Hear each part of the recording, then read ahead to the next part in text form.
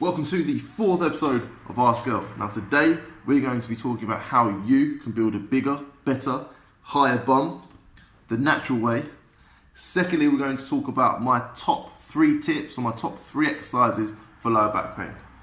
Thirdly, we're going to be talking about the best exercises to build your chest. One for the ladies, one for those in pain, and one for the men. First question.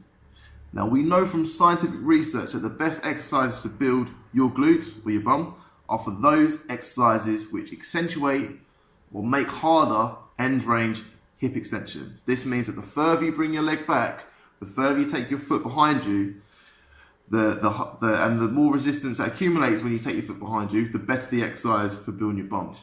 This means that the best exercises are glute bridges, hyperextensions. I'm going to post a tutorial video below which is going to take you through every single exercise which shows you exactly how to do it.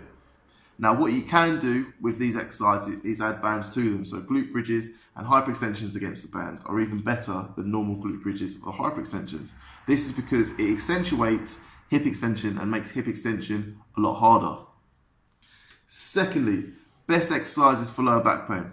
Now the best thing that you can do to reduce the likelihood of you experiencing lower back pain is exercise, exercise, exercise, exercise, exercise.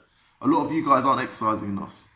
This means that you're not conditioning your bodies for more than what you put your bodies through on a day-to-day basis. So therefore, a person sitting at a desk, then performing at their maximum, might be them lifting up something which is fairly heavy in their office. This means that their body is at a constant state of increased vulnerability in comparison to someone who's physically active, who regularly runs, regularly either gets out and does the gardening, regularly goes for walks, regularly goes to the gym. Their bodies are far more conditioned to what they do on a day-to-day basis. They might be more likely to injure themselves during the activities, but they'll be predisposed to recovering quicker and be less likely to suffer from injuries on a day-to-day basis.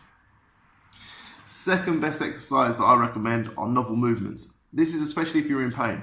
We very regularly give out these exercises or prescribe these exercises for people in severe back pain.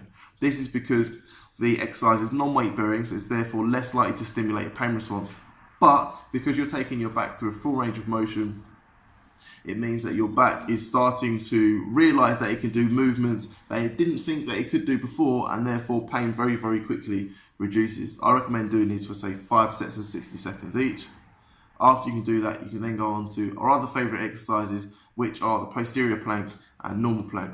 This is very good at teaching someone to brace for when they need to lift. If they can brace when they lift, then it means that their back will be less loaded because their abdominal muscles, their diaphragm, and their pelvic floor will be more likely to distribute the strain rather than just their lower back. Thirdly, the best exercises for your upper chest are exercises which are performed at an incline. So we've got incline bench, maybe even an overhead press with a slight lean back. But then as well as that, accumulating resistance. This means that the further you push into the movement, the harder the movement gets. Therefore, we can actually combine these movements with an incline chest press with bands attached. Research has shown that if you combine these 2 factors, so accumulating resistance and also as well as that, pushing at an incline, that's the highest level of muscular activation that you'll see in the upper chest. Now, all I need you guys to do is come up with some more questions so I can answer them for you next week. If you've got any health and fitness questions, all you need to do is post them below and I'll get to them next week's episode. Thanks for watching.